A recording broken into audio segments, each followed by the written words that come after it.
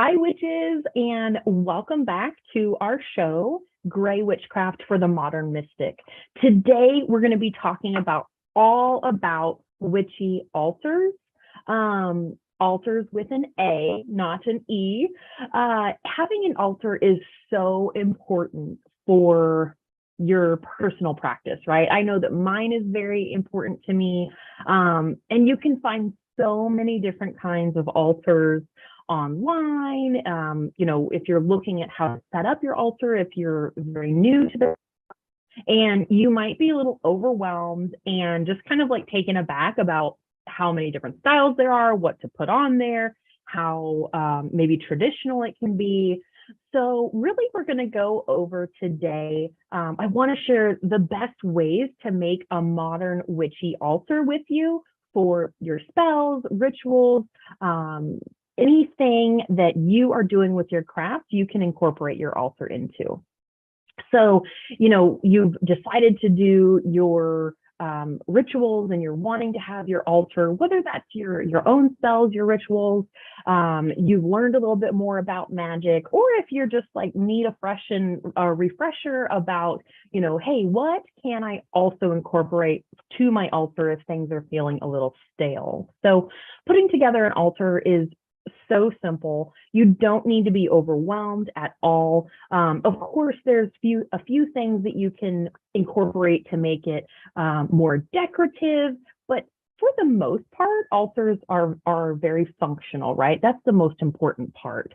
And it's a tool, just like anything else we use in the craft, to help you achieve your goals in your personal practice.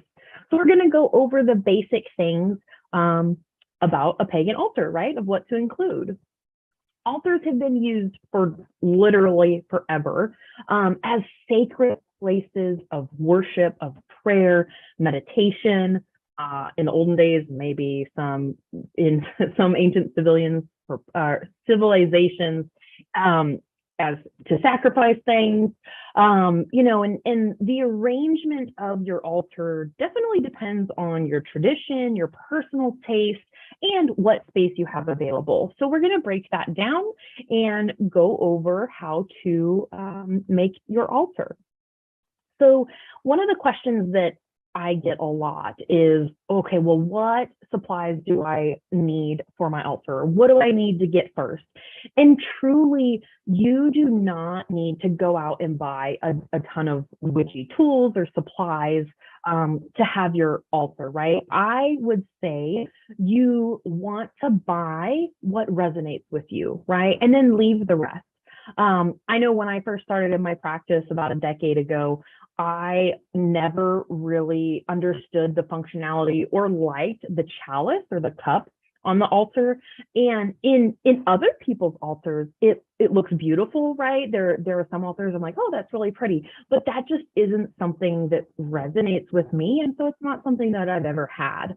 So again, when we're going through these items, you don't have to like make a list and say, okay, I got to check off everything here. That is not what this list is for. It's to give you ideas and to help make your altar feel more like yours, right? We'll talk about where do we start? What do I need to include? Where do I place it? And all of that. So again, there's altars. They can be super elaborate and ornate and gorgeous. We find altars in churches and in castles and literally everywhere that are beautifully ornate. And they can be very, very simple, like out in the woods and on a tree stump. One of our members posted a photo of their altar recently in our the Gray Witches group. And it was an altar on a tree that had been cut down, so on the stump. And it was just so gorgeous, such a beautiful space for their practice. So an altar truly can be anything of what you are making it, right? It can be anywhere. So one of the first considerations is where, or if rather, not where, if you want your altar to be shown out in the open, right? If you are if you aren't fully, I'll say, fully public about your personal practice with witchcraft, then you may want to put your altar in like a closet or your room where not a lot of people are coming in and out of. So you'll want to figure out, okay, where am I going to put this in my ritual space, in my home, outside even. If you aren't fully public about your craft, then you'll want to find more of a secluded place. If you aren't, then placing your altar anywhere can definitely be done as well. Sometimes people consider that a part of our practice is private, and so you can opt to have a discreet altar away from company or comments or anything like that. So like a small shelf in your closet, or something that you can close to hide all of your witchy tools in if you're wanting that. For me, my altar is in my office, and it's there for all to see because I'm proud of it and I like it, and I keep it inside my home. So, and no one is going to come inside my home that is going to be disrespectful to my practice. So I'm not too worried about that there. So once you've gotten that out of the way, right, we've chosen a location for your altar, then you can decide which ritual tools that you want to incorporate. Now, again, you'll want to choose the tools that right for you, and that's the ones that you want to incorporate into your altar. This is a totally personal decision, and so you do what feels right for you. So why is it so important to have an altar? Because I know sometimes if you're new to the practice, you're like, well, isn't this just a table with some stuff on it? So there's two reasons to have an altar. One is your devotional reason, right? Your devotion to your craft and when you work. And then the second one is a functional reason, that it's literally purely practical. So let's dive into the devotional reason first. So my personal altar, it houses objects that I use in my I'll say my circle, right? When I am practicing spell rituals, it holds all of those items that are sacred to me, and the preparation and daily vision of those tools, it makes my altar kind of a sort of material like prayer, so to speak, that it's immediate and effective reverence to that circle, and it makes that space for me more sacred and full of source or spirit. So you can take, for example, like a shelf in the home of, or in your home, or in a relative home where people, or where your family members like put photos of, it may be a deceased relative, that is, in a devotional sense, that's very personal and is just a very reverent space, right? That is very similar to what an altar is. And even you can even have altars dedicated to your ancestors, which I think is beautiful, and I've seen done before in very gorgeous ways. So that devotional reason, right, brings that imagery in. It brings the tools are there. It's a nice reminder of like, hey, are you actively practicing? So it's just the same thing as for an altar, right? We see those tools, we bring in the images of our deities, whether it's God or goddess, nature, right? And so that helps us with our devotion and with our personal practice as well. So the second reason, right, functional, purely functional, it's purely, you need tools to complete your craft. need the tools to practice your craft, but it's nice to have them, right? So if you have a plan, you've got a like a ritual to follow or your spell plan. It's not just physical, but it's also energetic, magical in how you're laying that spell or ritual out. And your altar can function as helping you carry out that job to fruition and to guide spirit better, right? So if you're cutting herbs, you're charging your crystals, or you are putting together a talisman, those are that's a concrete place that you can have, and a functional place that stores all of your tools, such as your Athame and your Chalice. If you want one, that's there. So that's the functional reason. You'll also want to, or your altar functions as it keeps energetically, it keeps the space clean. We'll also want to possibly keep it physically clean. I'm a little bit more on like, I've got to pick everything up off my altar once I'm done with it. I know others like will leave like candles there, or ashes from candles that they burn, or incense. That's completely up to you. I am just more of like a neat freak and to work through that. So, but those are all spaces, or that is all a space that you can have at your altar. So, okay, let's jump into the tools that we can use and place on our altar. So first up is the altar cloth, right? This can be a simple piece of cloth, a towel, or it can be very ornate. I've seen like raw silk that is dyed with beautiful patterns. It can be a cotton bandana. If you go on Etsy and search altar cloth, there a plethora of people that sell altar cloth. If you want to make your own, that's beautiful and something that is amazing to do as well. So this cloth is,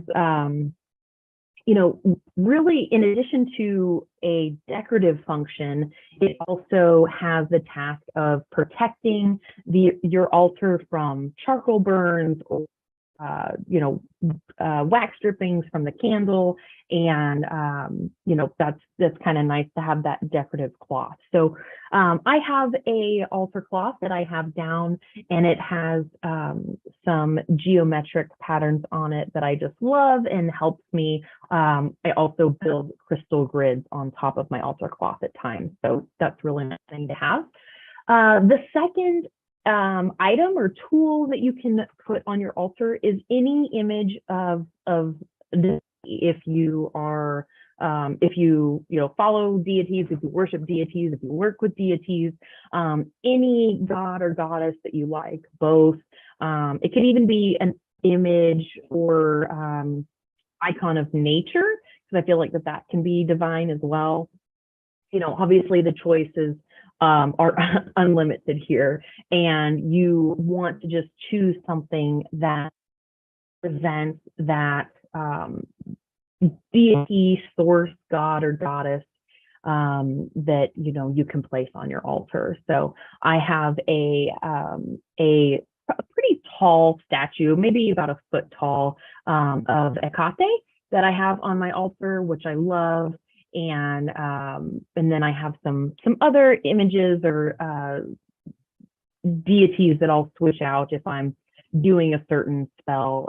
Sometimes I put hell there. Sometimes I'll have Freya. So I just kind of switch my deities out for what my purpose is, or sometimes the season too. So, and mostly all of my images of source are goddesses. But again, you follow what, obviously you follow what deities that you worship or work with. So something nice to put on your altar.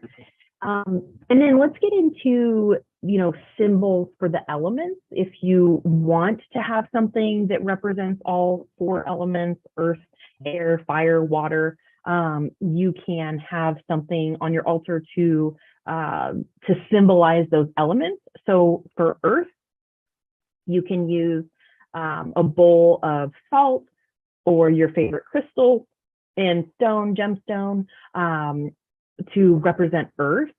For air, I do my incense holder for air. I know some witches will do, like, they'll put a feather on their altar. For air, jumping to fire, of course, you could do a candle for fire.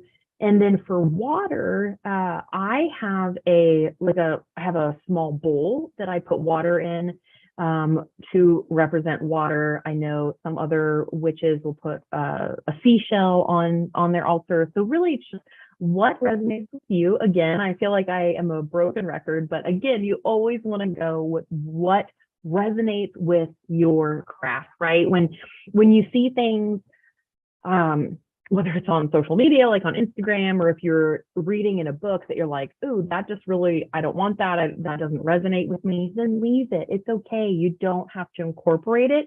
Incorporate into your craft what resonates. Okay, the next item up, and don't come for me, y'all, is Athame. I have had to make sure that I'm saying that word correctly. I feel like for the longest time I called it an Athame. So if you, like me, call it an Athame, then we're on the same boat. If I'm the only person in the world that calls it that and everyone else knows that it's Athame, then yay. So anyway, the Athame is the ritual knife used to direct magical energy, right? Similar to a wand. It's generally like a double-edged knife. So there's it's not like a, okay, I only have a pen, but it's not like a butter knife with only one edge, but it'll have two edges. And traditionally it has a black handle, but you can literally use anything for an Athame. It doesn't have to necessarily have the black handle. So this is used for, you can use it not really as like a cutting tool, because usually they are not sharp. They're very blunt. It can be made of wood, stone, horn, metal. Literally, it seriously, it could be a normal knife if you wanted to view it as a ritual tool, kind of like a letter opener or something like that. But this is used, or at least I use mine, to carve into candles, whether it's a rune or a name or a word. I use mine a lot to carve into candles. So, and I really like mine. I got mine from a blacksmith in the Ukraine, and I love it. I will put a picture up in my blog post tomorrow so that you can see it, because it's really pretty. The next item that you can put on your altar is a bell, a witch bell. It can either be something that's small or delicate, or a larger bell. I have a fairly large bell that I keep on my altar, and I use it during rituals to invoke energy, or clear energy. Kind of just depends on the situation. So that's one of my favorite. They're all my favorite, but the bell is one of my favorite things to have on my altar. And it can, the bell can be made of anything: brass, ceramic, glass, silver, whatever you're drawn to. That's what I encourage you to use to put on your altar. Next up is the bolin. I always pronounce this wrong, so if you want to put in the comments how you pronounce it, maybe we're in the same boat with this. This is another knife-like cutting tool that is used for like cutting herbs or cutting threads, and anything that you're needing to cut. It's traditionally like sickle shaped, kind of like a half moon. And traditionally, again, it has a white handle, not black, but white. And it's just designated as a tool for your magical working. So this is something that when I started practicing and having more ritual tools for my craft, I would always go back and forth of like, do I use the Athame? Do I use the Bolin?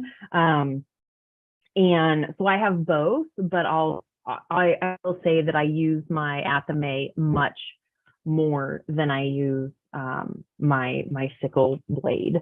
So just personal preference. The next item that you can put on your altar is a bowl. I use a bowl and I put water in it to represent water. And then also you can use like a bowl and put salt in it to represent earth. So it just kind of varies of what container that you're going to use.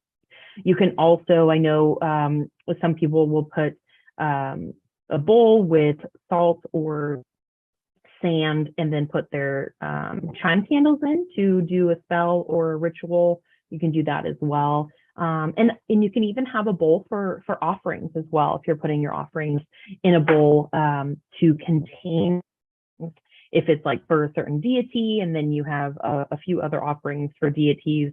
I've seen people to use different bowls for different offerings as well, which I find very beautiful. You can also have a pentacle on your altar. It's just the flat disc circle with the 5-pointed star inscribed in it.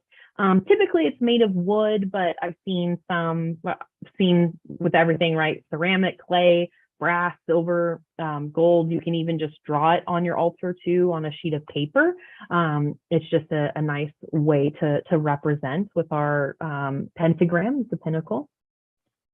And then not something that I typically like place on my altar, but in my office where I have all of my witchy stuff. I call it my office. It's like my witchy room and my office. So it's just a catch-all room. I'm sure some of you have those.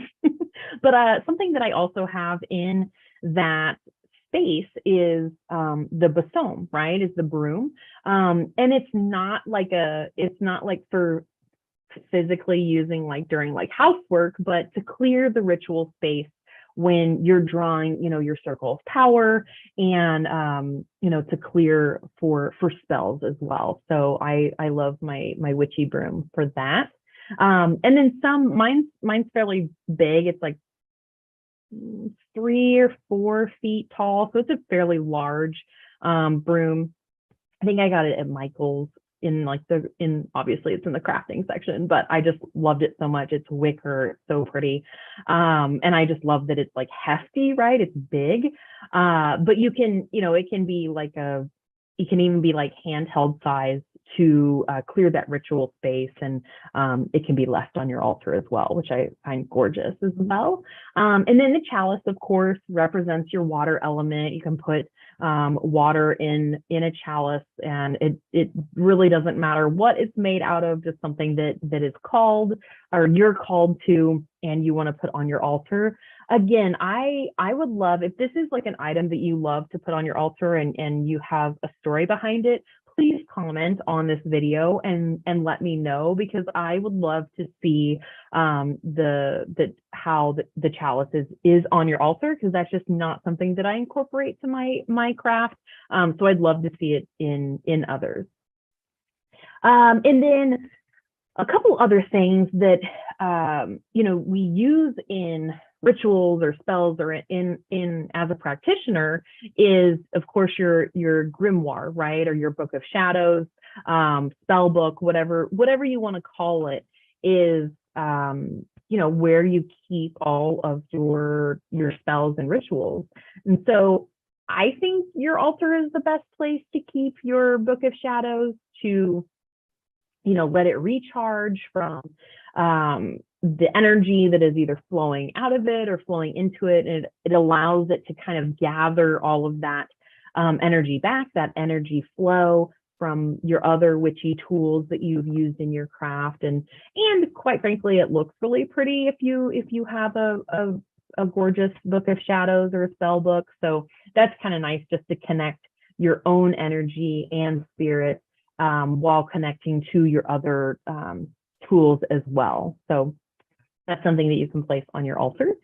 And then one of the other things that I know that really isn't like the checklist on, you know, what to put on your altar, but are your divinity tools, right? If you're a diviner and you read tarot or a pendulum, or even if you're like scrying with crystal ball, you can put all of those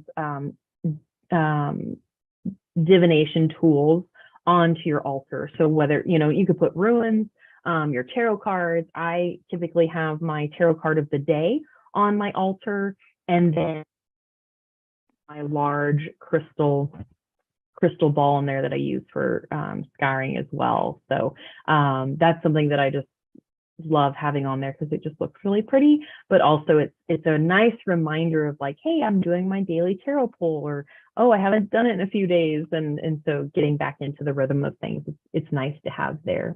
And then of course you can place all of these tools out under the moonlight to recharge or to cleanse them, if you're using them in a daily manner. So yeah, I know that we covered a lot of items, but I just, again, I want to encourage you that this is something that you do for you. You put the items on your altar that you are drawn to, and you know, don't feel like you have to rush out and get all of these items. If something doesn't resonate with you, then leave it, right? It truly does not matter what you put on your altar or how you decorate it. If you even change it for the seasons, right? It doesn't matter what type of physical altar that you use, whether that's a piece of furniture, a shelf, if you you know, don't have space for like an actual desk. You can even, I know that some people use like travel altars, which is like a small pencil case, which I think is amazing.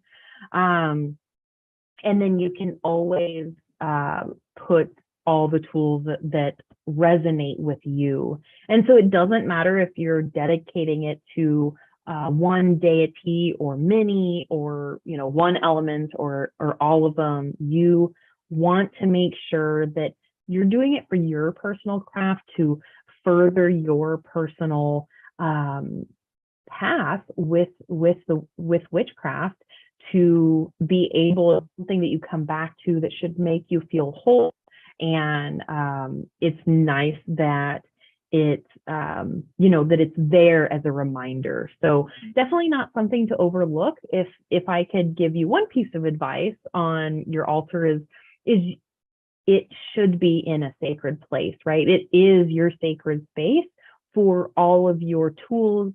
And so for me, I would want to make sure that it is, you know, clean, that I'm taking that time to make sure that it is, that it know it's being used, if that makes sense. So if you're falling away from your craft, or you haven't been able to practice in a long time, I encourage you to go spend some time with your altar today to be able to reset and come back to your craft. So thank you so much for tuning in today. I am so glad that you're here with us, and we will see you next time.